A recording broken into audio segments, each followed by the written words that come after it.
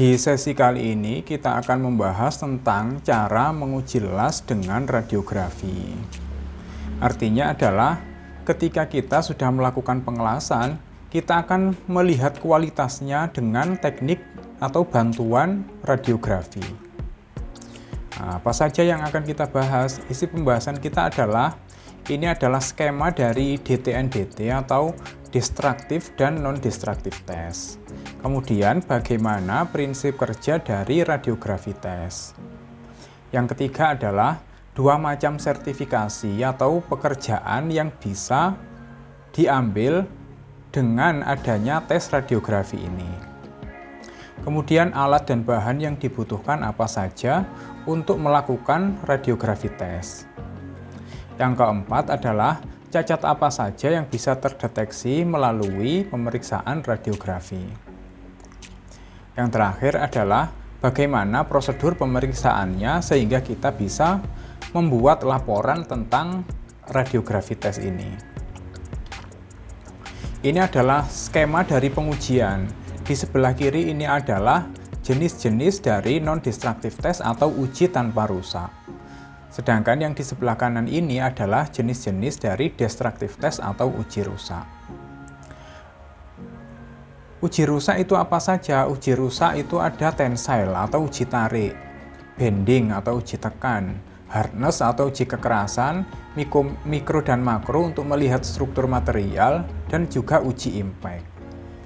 Di sini setelah dilakukan uji rusak, material itu tidak bisa dipakai lagi, jadi kita menyediakan spesimen khusus untuk dilakukan pengujian. Nah, kita sekarang akan fokus pada uji tanpa rusak, yang mana uji tanpa rusak itu meliputi uji visual. Uji visual itu dengan melihat. Kemudian uji penetran, yaitu dengan liquid penetran. Yang ketiga adalah uji magnetik, yaitu dengan bantuan magnet. Yang keempat, uji ultrasonik dengan bantuan suara ultrasonik, dan yang akan kita bahas fokus kita pada sesi ini adalah radiografi. Prinsip kerja radiografi seperti apa? Prinsip kerja radiografi di sini ada sumber radiografi. Kemudian sumber ini akan mengeluarkan sinar radiografi. Bisa sinar X atau X-ray, bisa sinar gamma atau gamma ray. Nah, sinar ini akan menyinari material yang tadinya sudah kita las. Di sini ada penampang pengelasan. Kemudian di bawahnya terdapat film. Filmnya ini seperti negatif film saat kita mencetak foto seperti foto zaman dahulu. Filmnya berwarna kehitaman. Sumber sinar radiografi ini akan menyinari material dalam waktu tertentu. Ketika menyinari material ini tidak ada cacat, maka gambarnya akan normal. Tapi ketika di sini ada cacat, maka cacat itu akan menghambat sinar, sehingga apa yang sampai di sini akan ditangkap oleh film yang sudah berada di bawahnya. Jadi seperti itu cara kerjanya. Kemudian dua macam sertifikasi atau personel untuk melakukan radiografi tes ini. Pertama adalah operator radiografi, yaitu dia yang melakukan penembakan atau menyinari dengan radiografi daripada material yang akan diuji. Ini adalah pekerjaan yang termasuk risiko tinggi. Karena resikonya tinggi, maka personilnya ini harus dipantau kesehatannya. Kemudian yang kedua adalah interpreter film. Setelah dilakukan penembakan radiografi, filmnya dicetak, maka nanti bisa dilakukan interpretasi, yaitu dilihat bagaimana hasil dari pengujiannya. Bentuk filmnya seperti ini, dilakukan di depan lampu, nanti akan kelihatan apakah ada cacatnya atau tidak.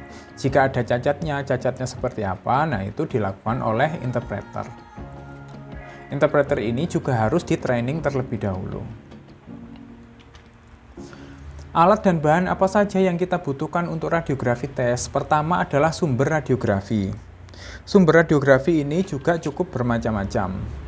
Kalau sinar X-ray itu biasanya dari energi listrik. Kemudian ada gamma ray itu biasanya dari zat radioaktif. Nah, ini juga berbahaya. Sering terjadi zat radioaktifnya ini jatuh.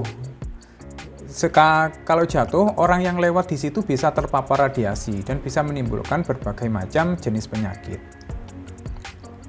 Kemudian alat penghasil atau penyimpan sumber radiasi.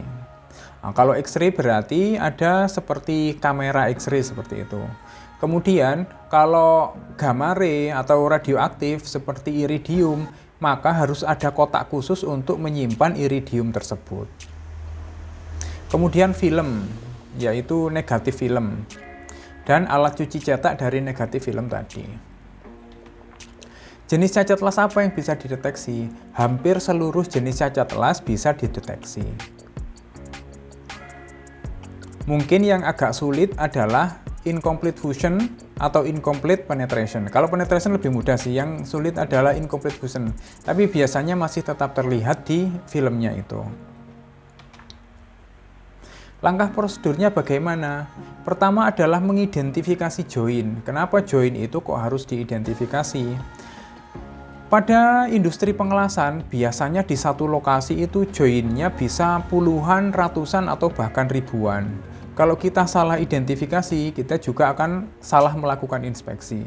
Jadi, biasanya area mana yang mau kita tembak radiografi, itu kita tandai. Kita tandai dengan stiker atau marker. Kemudian yang kedua adalah sterilisasi lokasi. Sterilisasi lokasi ini adalah saat kita melakukan penembakan radiografi, tidak boleh ada orang di radius sekitar 20 meter. Jadi tidak boleh ada orang lalu lalang. Biasanya tes radiografi, penembakan radiografi ini dilakukan di malam hari ketika tidak ada orang bekerja di area situ. Kemudian yang ketiga adalah penempatan sumber radiasi dan posisi film.